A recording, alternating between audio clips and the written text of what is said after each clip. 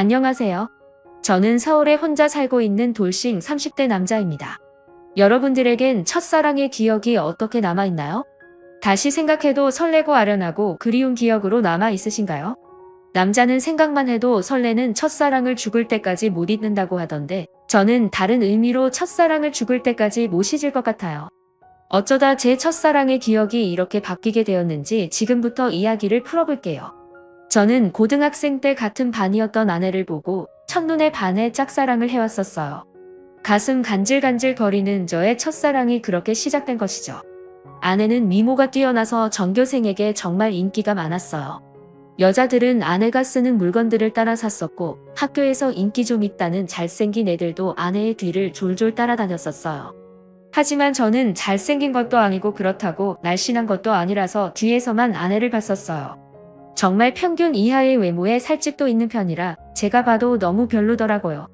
늘 그렇게 뒤에서 아내를 지켜보다가 아내가 가는 대학에도 따라 들어가게 됐어요. 아무리 그래도 그 정도까지 하냐고 말하시겠지만 저는 그만큼 아내를 무척이나 좋아했었거든요. 제 세상은 아내에 의해 흘러간다고 볼 수 있었어요. 그렇게 대학을 가서도 혼자 속으로만 좋아하다가 대학 졸업할 때쯤 제가 용기를 내서 아내에게 고백을 했어요.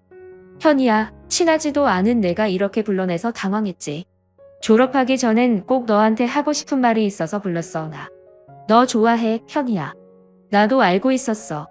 고등학생 때부터 뒤에서 계속 나만 보던데 어떻게 몰라.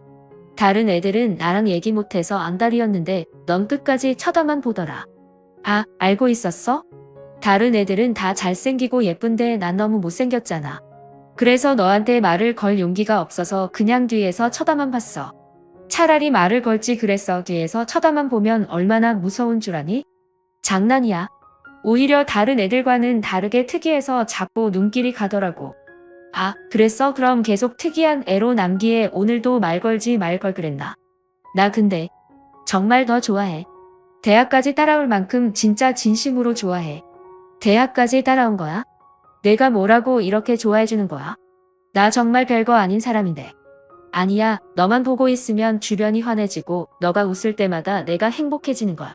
이젠 졸업 앞두고 마지막이라고 생각하고 말한 거야. 부담 가지지 마. 대답 안 해줘도 돼. 왜? 난 대답하고 싶은데. 원래 고백은 대답 드리려고 하는 거 아닌가? 나는 좋아, 우리 한번 만나보자. 아직 어리니까 가볍게 만나보고 아니면 그때 헤어지면 되지. 저는 인생은 미쳐봐야 본전이라는 생각에 당연히 차일 것이라고 예상하고 고백한 것인데 예상 밖으로 아내는 활짝 웃으면서 저를 받아주더라고요. 그렇게 저희는 얼떨결에 연애를 하게 되었어요. 남들과 똑같이 데이트도 하고 사랑을 나누었죠. 아내 주변에서는 도대체 저를 왜 만나냐고 했었는데 그냥 웃기만 하더라고요. 저는 이유가 뭐든 지금 아내와 사귀고 있다는 자체가 행복해서 아무런 상관이 없었어요. 그리고 졸업을 하고 저는 운 좋게 대기업에 취업을 하게 되었어요. 아내도 대기업에 계속 인력서를 넣어보는데 서류 전형은 대부분 합격을 하는데 저보다 자격증이 많이 부족해서 그런지 최종 면접에서 항상 떨어지더라고요. 결국은 대기업은 포기하고 중소기업에 취직을 하게 되었죠. 위로가 전혀 안 되겠지만 그래도 아내에게 취직 축하한다고 맛있는 것도 사주고 아내가 평소 갖고 싶어 했던 지갑도 축하 선물로 사줬습니다. 아내는 저의 응원을 받고 힘을 내서 열심히 회사를 다녔어요. 제가 어느 정도 직급이 올라갔을 때 아내에게 결혼을 하자고 했어요. 아내는 망설임도 없이 단칼에 제 청혼을 거절하더라고요. 아직 직장이 변변치 못하다면서 자신이 당당해질 수 있을 때 결혼을 하고 싶다고 했었어요. 아무것도 없는 나랑 결혼하고 싶다고 해줘서 너무 고마운데 아직 내가 직장이 변변치 않아서 지금 결혼하기엔 너한테 너무 미안해. 그럼 내가 싫어서 거절하는 게 아니라 직장 때문에 거절하는 거야. 직장이 무슨 상관이야. 우리 둘이 잘 살면 되는 거지. 그래도 직장이 좋아야 월급도 많이 받고 우리가 걱정 없이 살 거 아니야. 너 월급에 비하면 내 월급은 너무 작잖아. 나는 내가 내 앞에서 당당해질 수 있을 때 결혼하고 싶어. 그래도 너가 안 버는 것보단 낫지. 우리 둘이 같이 벌면 괜찮아. 그리고 나 혼자 벌어도 너 하나쯤은 먹여 살릴 수 있어. 아내가 저보다 못한 직장에 다닌다고 스트레스 받아 하는 것 같아서 괜찮다고 다독여줬어요. 아내는 제가 대기업에 다니니까 확실히 제 월급이 자신 월급보다 많다는 것을 알았지만 정확히 얼마나 되는지 모르는 상태였거든요. 그래서 저는 아내에게 이 정도의 월급을 받고 있으니 결혼해도 문제가 없다고 설득했죠. 제가 자신보다 2배 넘게 받는다는 것을 듣고 놀라더니 고민을 하는 것 같더라고요. 계속되는 저의 설득 끝에 아내는 긍정적으로 생각이 바뀐 것인지 제 청혼을 받아주었어요. 제가 이렇게 결혼을 서두르게 된 이유는 회사에서도 아내가 인기가 많은 것 같더라고요. 아내가 종종 회사에서 치근덕거리는 남직원이 있다고 얘기를 꺼낼 때마다 다른 남자들이 더 이상 치근덕거리지 않게 얼른 결혼을 해야겠다는 마음을 먹게 됐죠. 저는 그렇게 힘들게 아내와 결혼하는 데 성공했습니다. 저희는 결혼한 지 2년이 지났는데도 자식 없이 여전히 둘이서 신혼생활을 보내고 있어요. 사실 아무리 노력을 해도 아이가 저에게 찾아올 생각을 하지 않더라고요. 아내와 저는 아직 젊으니까 조급해하지 말고 아이가 찾아올 때까지 천천히 기다려보기로 했어요. 그러다 결혼 3년 차가 되었을 때 아내가 임신을 했더라고요. 저희 부모님은 아들이든 딸이든 상관없다며 너무 수고했다고 고맙다면서 아내의 손을 꼭 잡고 오셨어요. 아내도 어머니의 눈물을 보고선 살짝 눈가에 눈물이 고였더라고요. 며느리 아끼는 시부모님 덕분에 낙동강 오리알 신세가 된 저만 힘들어졌었어요. 아내 회사가 중소기업이어도 설립자가 여성분이어서 그런지 복지가 대기업 못지않게 좋더라고요. 아내는 일을 하면 스트레스 받을까봐 아이를 위해 휴직을 하고 집에서 쉬고 있었어요. 혹시나 쉬면서 집안일이라도 할까 어머니께서 집에 오셔서 아내 대신 집안일을 다 해놓고 가시더라고요. 저도 퇴근하고 오면 어머니의 잔소리를 듣고 아내의 시중을 들기 시작했고요. 아내 시중을 들면서도 저는 태어날 아이 생각에 하나도 힘들지 않았고 행복했어요. 저희는 아들, 딸 구애받지 않으려고 병원에 검진을 가도 성별을 알려고 하지 않았어요. 출산하고 아이를 보러 신생아실에 갔는데 아내를 아주 쏙 빼닮은 귀여운 딸이더라고요. 엄마를 닮아서 그런지 아이의 얼굴이 벌써 완성형이라고 호들갑 떨었다가 아내한테 주책이라면서 벌써 딸바보 됐냐고 등짝 한 대 맞았네요. 간에 손이 매운 편인데 저는 그날 아무리 맞아도 아프지가 않고 오히려 간지러웠어요. 이래서 다들 딸 낳으면 딸바보가 되는 건가 보다 싶더라고요. 딸이 태어난 지 이제 1년이 넘어가기 시작했을 때 저는 집 앞에서 충격적인 장면을 목격하게 됐습니다. 제가 직급이 올라가면서 회의다 뭐다 여기저기 불려다니다 보니 정시 퇴근하는 아내가 항상 저보다 먼저 집에 와 있었어요. 그런데 제가 몸이 안 좋은 것 같아서 회의에 참석하지 못하고 집에 바로 온 적이 있었어요. 차를 주차하고 내리려고 가방을 챙기는데 어떤 차에서 내리는 아내가 보이더라고요. 아내는 운전면허가 없어서 항상 제가 데려다 주거나 대중교통을 이용해서 출퇴근을 했었거든요. 저는 처음엔 동료가 데려다 준 거라고 생각하고 신경을 쓰지 않으려고 했었어요. 그런데 아내가 집에 들어가려고 할 때 남자가 차에서 내리더니 아쉽다는 듯 아내의 손을 잡더라고요. 저는 내리려고 손잡이에 올린 손을 떼고 그 모습을 어처구니 없이 쳐다보고 있었어요. 아내는 남자를 보면서 웃고 있고 남자는 잡은 손을 앙탈 부리듯이 흔들고 난리도 아니더라고요. 다른 사람이 보면 그 둘이 부부인 줄 알겠더라고요. 하필이면 제 차가 입구 정면에 주차하고 있어서 제 블랙박스에 그 장면이 그대로 다 찍혔었어요. 저는 차 안에서 나오지 않고 아내가 들어간 후에도 그 장면만 계속 돌려보고 있었어요. 잘못 생각한 거라고 현실을 부정하려 했지만 보면 볼수록 외도가 맞는 것 같아서 화가 나더라고요. 더 확실한 증거를 잡아야겠다는 생각에 저는 집으로 바로 들어가지 않았어요. 차 안에서 쉬다가 원래 제가 퇴근하던 시간에 맞춰서 집에 들어갔죠. 아내가 웃으면서 저한테 왔냐고 말하는데 온몸에 소름이 돋았어요. 저는 아무것도 못 본 사람 마냥 아내에게 평소와 다를 것 없이 똑같이 대했었어요. 아내가 음식을 하는 동안 혹시나 다른 증거들이 나오지 않을까 싶어서 아까 아내가 입고 있었던 코트를 뒤졌는데 아무것도 나오지가 않더라고요. 저는 아내가 잘 때 휴대폰을 몰래 확인해 보기로 마음먹었습니다. 아내가 먼저 잠든 것을 확인하고 휴대폰을 들고 조용히 거실로 나왔어요. 잠금이 걸려 있었는데 비밀번호가 딸 생일이더라고요. 저는 고민할 것도 없이 제일 먼저 카카오톡을 들어가 보았어요. 전부 회사 직원들과의 단톡이나 제가 알고 있는 고등학교 친구들과의 단톡이었는데 유일하게 한 사람만 개인톡을 하고 있더라고요. 저장명도 심상치 않은 게 제 직감으로는 이 사람이 아까 아내를 데려다 준 사람이라고 생각했죠. 개인톡을 들어가 보니 역시나 제 예감이 딱 들어맞았더라고요. 아내가 저랑 연애했을 때보다 그 사람이랑 더 달달하게 카톡을 주고받았어요. 그런데 두 사람이 사귄 지가 꽤나 오래된 사이였던 것 같았어요. 같이 데이트하면서 찍은 음식 사진에 남자가 살짝 걸려있는 사진들과 대놓고 찍은 커플 사진들도 있길래 모조리 제 휴대폰으로 옮겨놓았어요. 그리고 다음 날 아침밥을 먹으면서 아무렇지 않은 표정으로 평소 대화하듯 아내에게 이혼 서류를 준비하라고 했어요.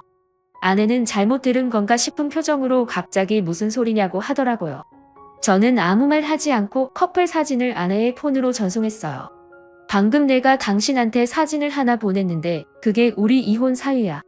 그러니까 군말 없이 퇴근하면 이혼 서류 준비하고 당신 짐 싸놓고 있어. 여보, 내가 미안해. 다시 안 그럴게. 잘못했어. 내가 당장 그 남자 정리할게. 우리 딸을 봐서라도 이혼만은 안 돼. 엄마는 아빠 없는 애로 키울 수 없잖아. 안 그래? 그걸 아는 사람이 남편 두고 이렇게 딴 남자를 만나고 있었던 거야. 저번에 친구랑 저녁 먹고 온다고 했던 날도 그 남자랑 먹었더라. 그땐 정말 아무 사이 아니었어.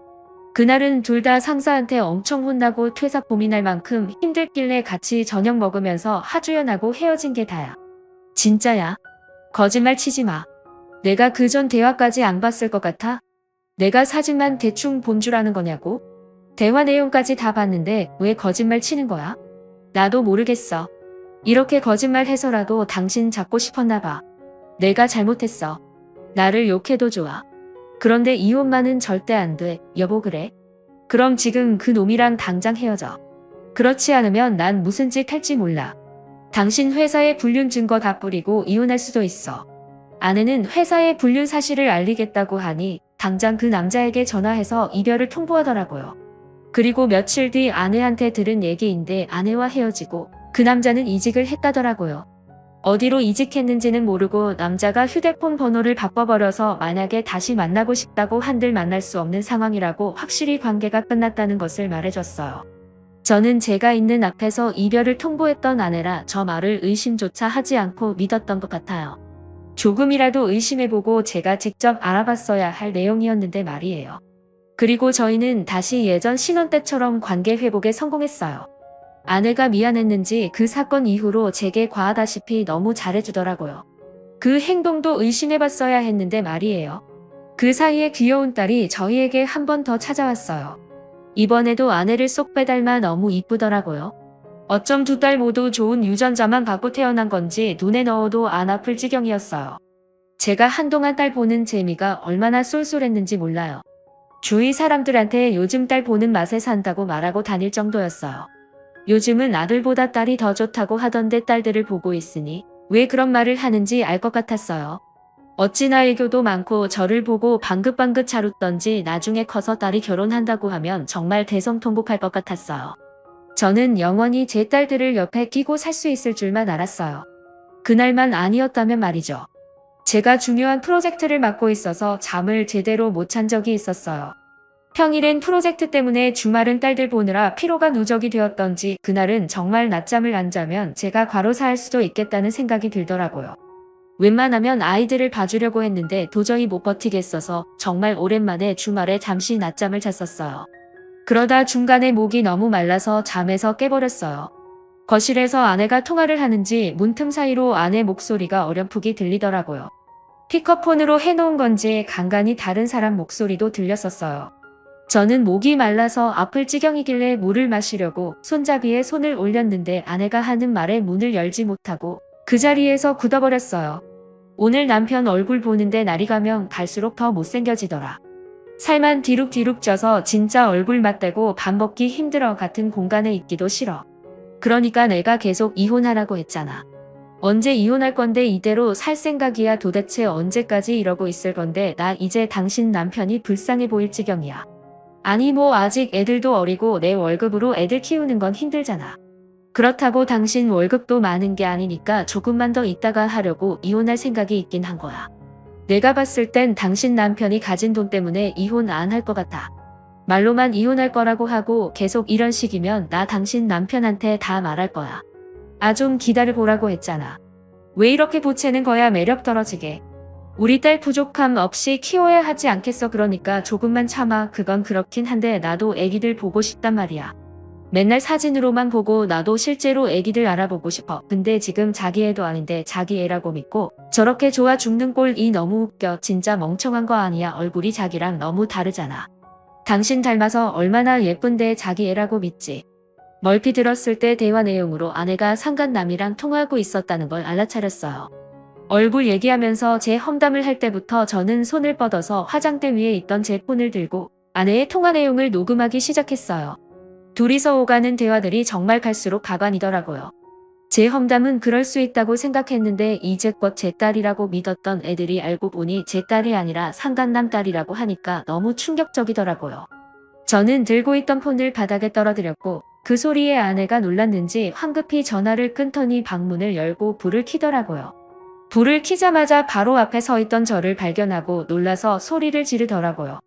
여보, 당신 언제부터 여기 있었어? 혹시 내가 통화하는 거 들은 거야? 어디서부터 들었어? 다 들었어. 너 당장 내 집에서 나가. 더 이상 내 목소리 듣고 싶지 않으니까 아무 말 하지 말고 지금 조용히 그대로 문 열고 나가. 여보, 이거 오해야. 내 말 좀 들어봐. 당신이 지금 어디서부터 뭘 들었든 다 오해야. 그러니까 이거 드라마 얘기야. 내가 요즘 보는 막장 드라마 있는데 그 얘기하는 거였어. 내가 방금 분명히 당신 목소리 듣고 싶지 않다고 말했을 텐데 나가.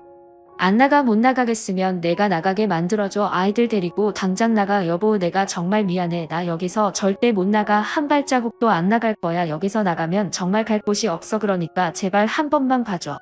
괜히 입만 아프게 더 말할 필요 없고 여기 있는 물건들 다 내 돈으로 산 거니까 그대로 두고 귀찮게 짐 쌀 필요 없이 몸만 나가면 되겠네. 아이들 데리고 나가. 내 인내심도 여기까지니까.